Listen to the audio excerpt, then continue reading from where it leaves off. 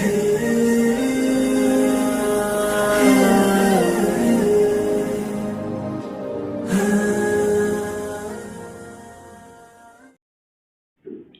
الله الرحمن الرحيم. الحمد لله رب العالمين، والصلاة والسلام على سيد الأنبياء والمرسلين محمد وعلى آله وأصحابه وأزواجه وذرياته أجمعين. أما بعد، أعوذ بالله من الشيطان الرجيم. بسم الله الرحمن الرحيم.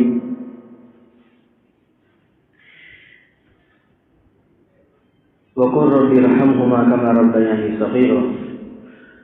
وقال الله تبارك وتعالى: ووصينا الإنسان بوالديه إحسانا. صدق الله مولانا العظيم. وقال رسول الله صلى الله عليه وسلم: طلب العلم فريضة على كل مسلم ومسلمة، أو كما قال صلی اللہ علیہ وسلم. محترم و مکرم میرے بھائیوں، اللہ تبارک و تعالیٰ نے اس دنیا کے نظام کو اسباب کے ساتھ جوڑ کر رکھا ہے. ہم یہی سنتے آ رہے ہیں. دنیا چل رہی ہے، اس کے کچھ قانون اور قواعد اصول اللہ تبارک و تعالیٰ نے طے کر رکھے ہیں، اور کچھ قانون اللہ کے قانون ہیں. اللہ کا قانون تو یہ ہے، اللہ کے رسول صلی اللہ علیہ وسلم نے ارشاد فرمایا: اس دنیا کے اندر تو کسی کے اوپر جلدی کبھی دیر سے اس کے کیے ہوئے کا اس کو بھگتنا تو پڑے گا ہی. جس نے جیسا کیا دنیا کے اندر بھگت کر مرے گا. لیکن آخرت کا معاملہ اس سے زیادہ سنگین ہے. صرف انسانوں کے ساتھ خاص نہیں ہے، وہ آخرت کا معاملہ جانوروں کے ساتھ بھی ہے.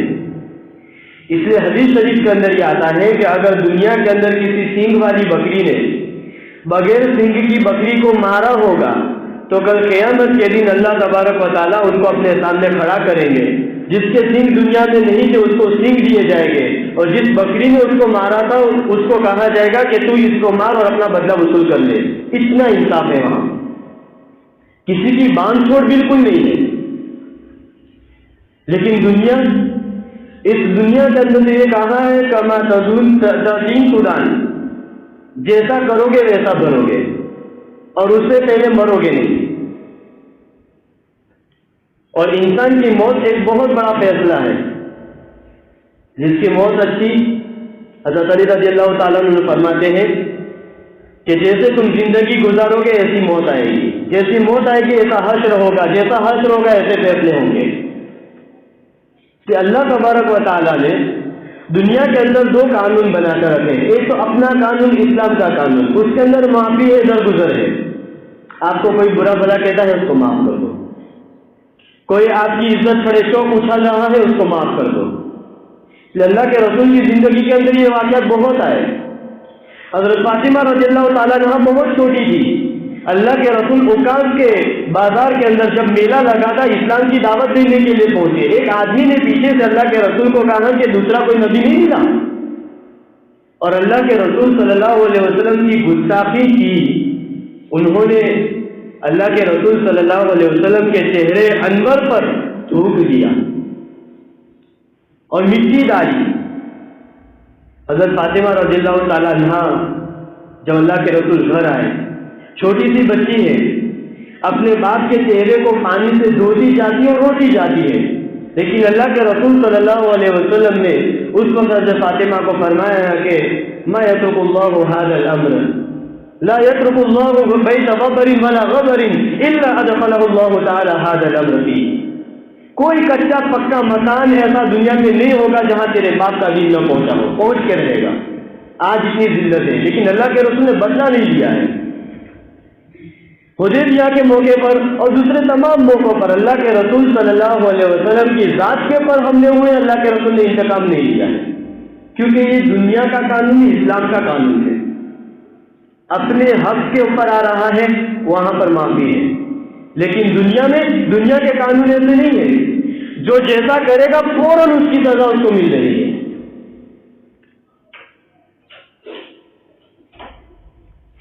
ایک بہت ہی کنجوس شوہر تھا.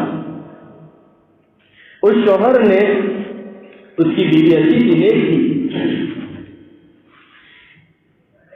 کھانے بیٹھے ہوئے تھے، مرغی سامنے پڑی ہوئی ہے.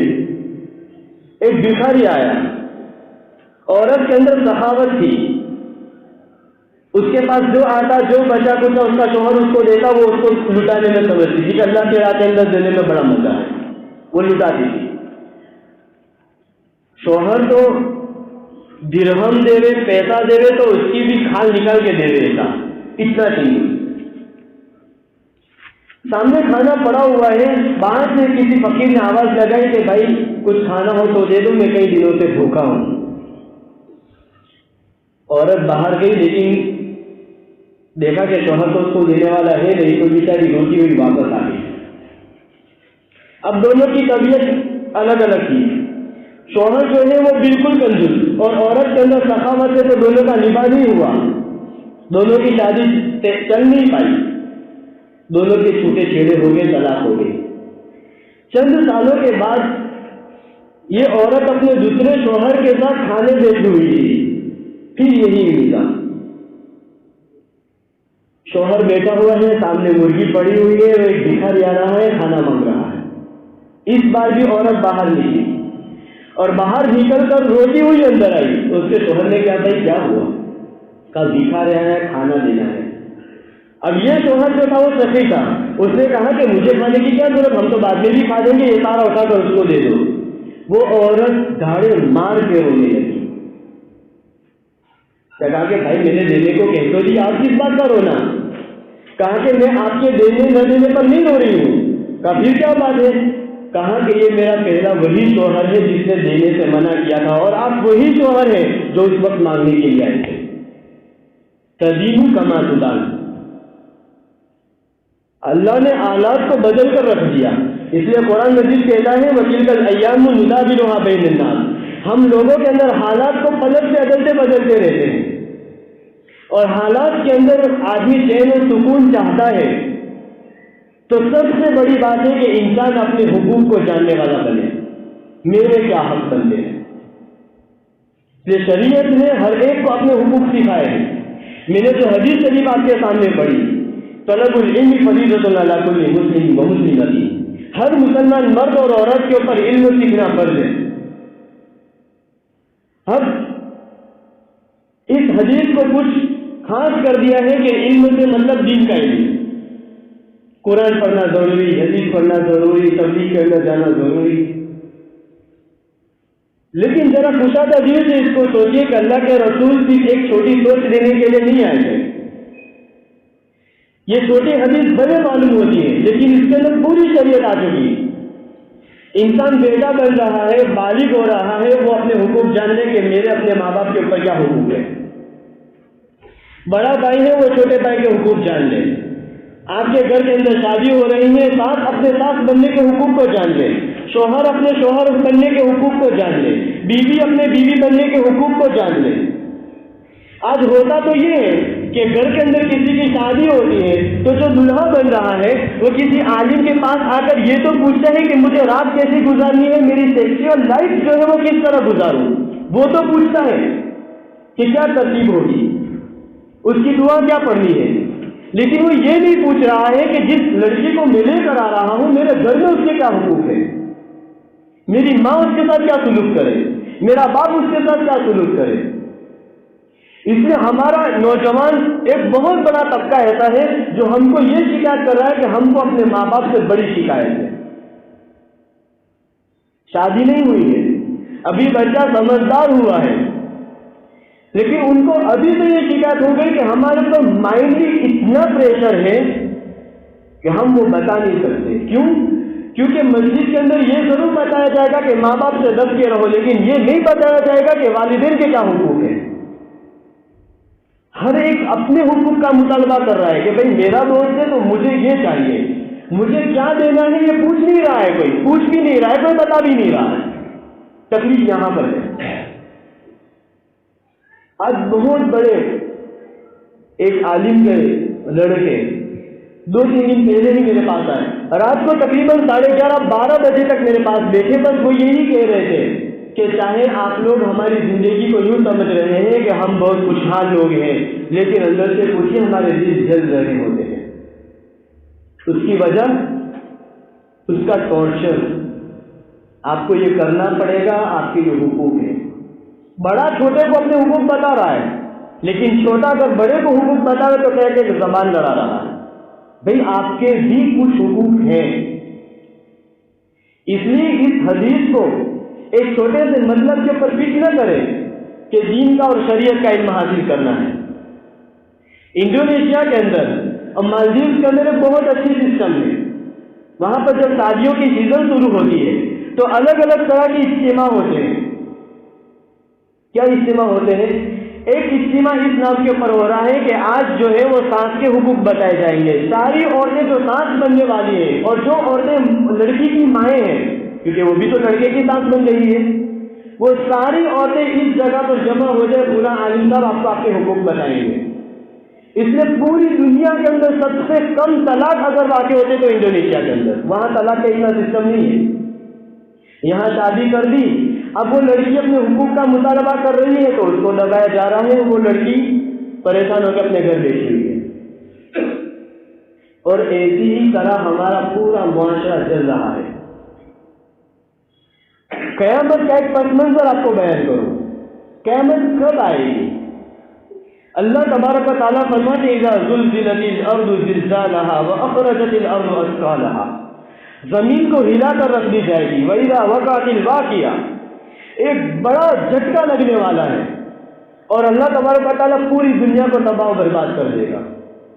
لیکن وہ ایک بڑے جھٹکے سے پہلے چھوٹے جھٹکے شروع ہو جاتے ہیں۔ دیکھو ہم نیمبو کھاتے ہیں اور نیمبو کو بیچ میں سے کاٹ کے اس کو نچوڑ دیا جاتا ہے، اور ہر انسان کی موت اس کی قیامت ہے، الگ سے اسپیشلی قیامت، انسان کی موت اس کی قیامت۔ نیمبو کو نچوڑنے سے پہلے اس کو دبایا جاتا ہے، یہ اس کے جھٹکے شروع ہو گئے۔ کسی بھی پھل کو چوسنے کے لیے کیری لے کر آئے ہیں تو اس کو دبا کر نرم کیا جاتا ہے، اس کے جھٹکے شروع ہو گئے۔ انسان مرنے والا ہے، ایک عمر تک پہنچا ہے، پھر اس کے ہاتھ ہلنا شروع ہو جاتے ہیں، جیسے اذا زلزلت الارض زلزالها، اب سیدھا کچھ کر بھی نہیں پا رہا، کسی کو پکڑ نہیں پا رہا ہے، اس کے بدن کے اندر قوت نہیں ہے، طاقت نہیں ہے، تو وہ حرکت کر رہا ہے۔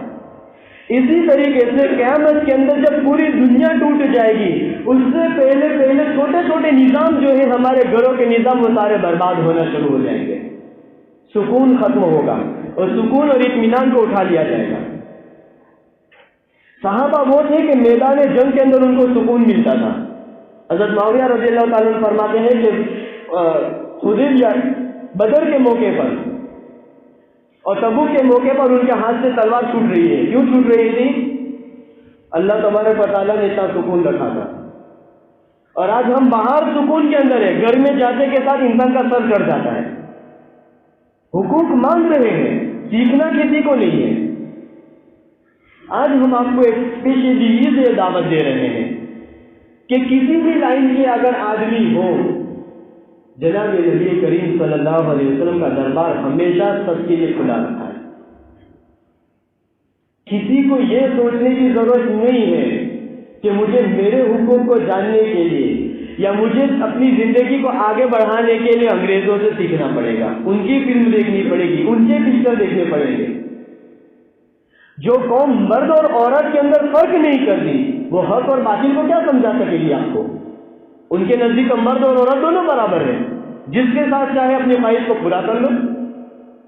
تو جو مرد اور عورت جن کے بالکل دنیا کے اندر نظام اللہ تبارک و تعالیٰ نے الگ بنا رکھے ہیں، جو قوم ان کو لوگوں کے درمیان فرق نہیں کر رہی ہے، وہ آپ کی زندگی کے اندر سکون کیسے لا سکے گی؟ آپ کی زندگی کے اندر اگر سکون ملے گا تو نبی کریم صلی اللہ علیہ وسلم کے دامن کے اندر آئے بغیر سکون کہیں نہیں رکھا، اس بات کو نوٹ کر لیجیے۔ اور جب تک میرے اور آپ کے حقوق صحیح نہیں ہوں گے، ہمارے گھر کے نظام یوں ہی برباد ہوتے رہیں گے۔ اس لیے آج اس بات کو جانیں کہ ہم جو ہیں بحیثیت مسلمان تو ہیں، لیکن بحیثیت ہیومن رائٹس جو ہمارے کچھ قانون ہیں، کہیں یہ ہماری زندگی کو برباد کر کے نہ رکھ دے۔ اس لیے آج کا جو نافرمان اولاد ہے آئندہ کل کی پریشان باپ بننے والا ہے، وہ پریشان ماں ہوگی۔ یہ قاعدے اور قانون ہے۔ ایک چھوٹی سی مثال دوں اور اپنی بات کو ختم کروں۔ ایک لڑکا اپنے باپ کو اپنے گھر سے مارتا ہوا بستی کے اندر سے گزار کر ایک کنویں تک پہنچا۔ اس کے باپ نے کہا کہ بیٹا بس یہیں تک، اب آگے مجھے مارتے ہوئے مت لے جانا۔ تو رک گیا۔ کہا کیوں؟ کہا کہ میں بھی اپنے باپ کو مارتے ہوئے یہیں تک لایا تھا۔ اس لیے کوئی بھی قدم اٹھاؤ، اپنے حق اگر ادا کرنے والے ہو تب جا کر ہمارا اور آپ کا یہ فریضہ ہے کہ اپنے حقوق سیکھیں، اور سیکھنے کے بعد اگر عمل کر رہے ہیں آپ کی زندگی کے اندر سکون ہوگا، اور سکون نہیں ہے تو سمجھ لیجیے کہیں پر 19 ہو رہا ہے۔ اللہ تبارک و تعالی ہم تمام کی زندگیوں کو نبی کریم صلی اللہ علیہ وسلم کی پوری مبارک طریقے پر جینے کی ہم کو توفیق عطا فرمائے، ہم تمام کو ایک دوسرے کے حقوق ادا کرنے کی توفیق عطا فرمائے، اور اسی کے ساتھ اللہ تبارک و تعالی آخرت کی زندگی کے اندر بھی ہم تمام